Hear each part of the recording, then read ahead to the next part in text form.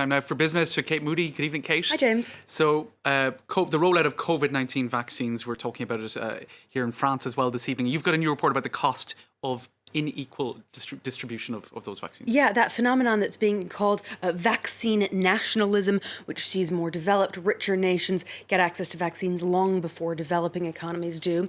That poses a moral, ethical quandary, which many organizations are trying to address, but it could also come at a huge economic cost, according to a new report commissioned by the International Chamber of Commerce, which underscores the degree to which the global economy is now connected and interdependent.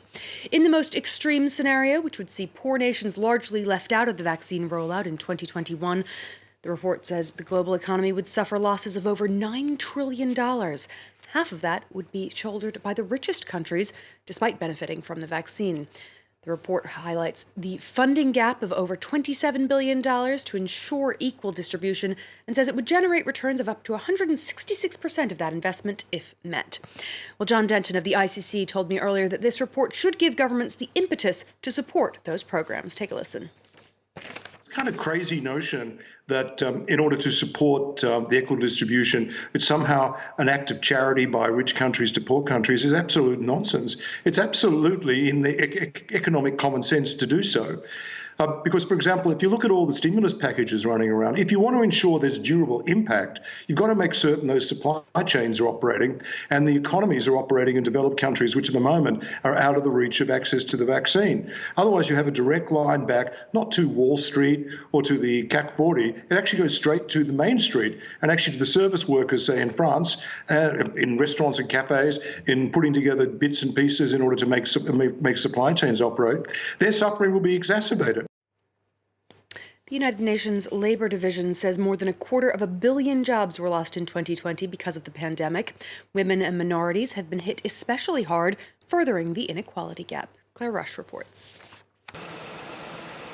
An unprecedented disruption of global labor markets. The International Labour Organization, or ILO, details just how big a toll the pandemic has taken on the job market. This has been the most severe crisis for the world of work since the Great Depression. Its impact is far greater than that of the global financial crisis of 2009. According to the ILO report, some 255 million full-time jobs were lost last year, 4 times the number lost in the 2009 financial crisis. As a result, the global unemployment rate now hovers around 6.5%, representing a total of 220 million people. Among the hardest hit, young workers. Among 15 to 24-year-olds, employment losses stood at 8.7%, compared to just 3.7% for adults, prompting the ILO to warn of an all-too-real risk of a lost generation. Such figures highlight the uneven impact the crisis has had on workers, particularly women. More likely to care for children amid school closures, women are also more likely to work in the hardest hit sectors of the economy, such as the hospitality and service industries. Global vaccination drives have raised hopes for reining in the pandemic, but the ILO warns that the prospects for a recovery of the global labor market this year are slow, uneven, and uncertain. Let's check in on the day's trading action now. A lower close for the major European indices, losses of over 1.5% for both the Paris CAC 40 and the Frankfurt DAX there. The FTSE 100 a bit less in London. A volatile day on Wall Street saw the S&P 500 and the Nasdaq rallying to close higher. The tech-heavy Nasdaq outpacing the others there, up about 0.7%. Lots of earnings this week are going to be coming in from heavyweights like Apple, Netflix, Tesla, McDonald's, and Boeing. Moving on to some of the day's other business headlines now. Google employees around the world are forming a union alliance. Attempts to unionize have grabbed headlines since a small group of workers in the US and Canada formed a labor union earlier this year. Separately, Google has said it will open its US facilities to be used as vaccination sites to fight the spread of the coronavirus.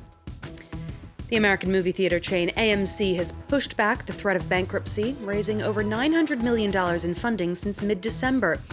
AMC is the world's largest cinema operator, but has seen many of its thousands of screens shuttered because of the pandemic. It reported a net loss of $3.6 billion in the first 9 months of 2020.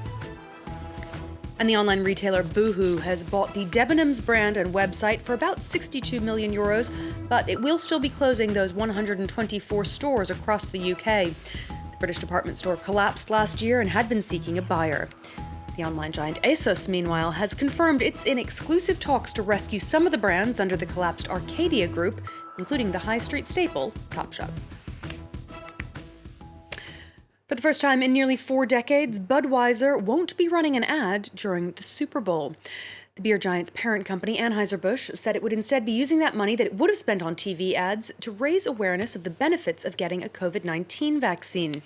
Running ads in the final showdown of the American football season is a time-honored tradition for many American companies, which can spend millions of dollars on the highly awaited commercials. Coke, Pepsi, and Hyundai have also pulled out of this year's lineup, although they said it was a marketing and business decision. They didn't confirm what those savings would be spent on. Broadcaster CBS reportedly selling a 30-second slot this year for some $5.5 million. The Super Bowl, a big moneymaker as well as a big sports event, of course, James, kicking off on the 8th of February. Gosh, I had a... Same day There as you go. Trump's impeachment trial, so there'll be lots of cable, there'll be lots of TV entertainment. Something to look out for. Thanks, Kate. Quick break for the weather, and we'll be back with more news after that.